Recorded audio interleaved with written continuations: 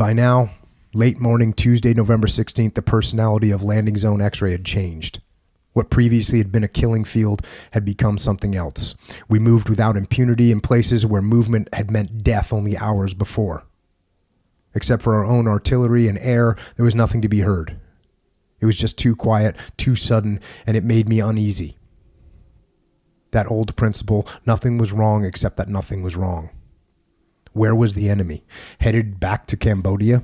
Still on the mountain preparing to attack again? Headed north to the Ai Drang and its precious water? And again the old question, where were the enemy 12.7 millimeter heavy anti-aircraft machine guns? If the enemy commander brought those weapons to bear on us from the mountain above, LZ X-Ray with 3 American battalions crowding the clearing would present a beautiful target. I told Dylan to step up the harassing artillery fire and to keep the airstrikes coming in on the slopes above us. I told him I wanted a picture-perfect helicopter extraction covered by all the firepower we could bring to bear. So, yeah, tides have turned completely. And in fact, they've turned so completely that a Chinook, which is the big helicopter, flies in with a bunch of photographers and television crews and reporters. And they surround Colonel Moore, and here we go. Back to the book. The other reporters now clustered around me. I told them that this had been a bitterly contested battle, that clearly we were up against a brave, determined, and very tough enemy in the North Vietnamese soldiers. But that American firepower, discipline, guts, and will to win had carried the day at LZ X-Ray. Brave American soldiers. And the M16 rifle won a victory here, I said.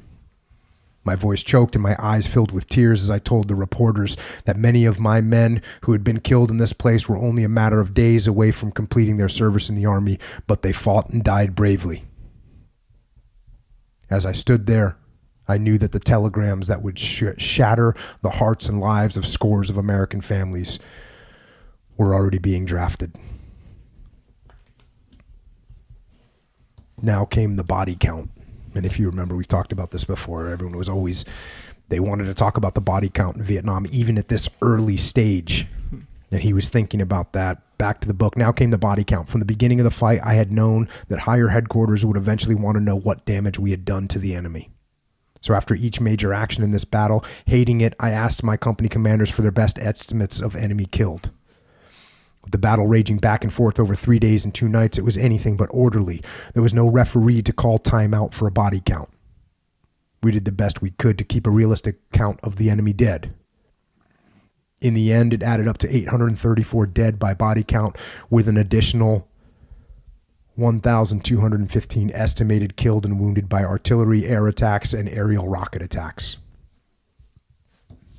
On my own, I cut the 834 figure back to 634, a personal allowance for the confusion and fog of war, and let the 1,215 estimated stand. We captured and evacuated 6 enemy prisoners. On our side, we had lost 79 Americans killed in action, 121 wounded, and none missing.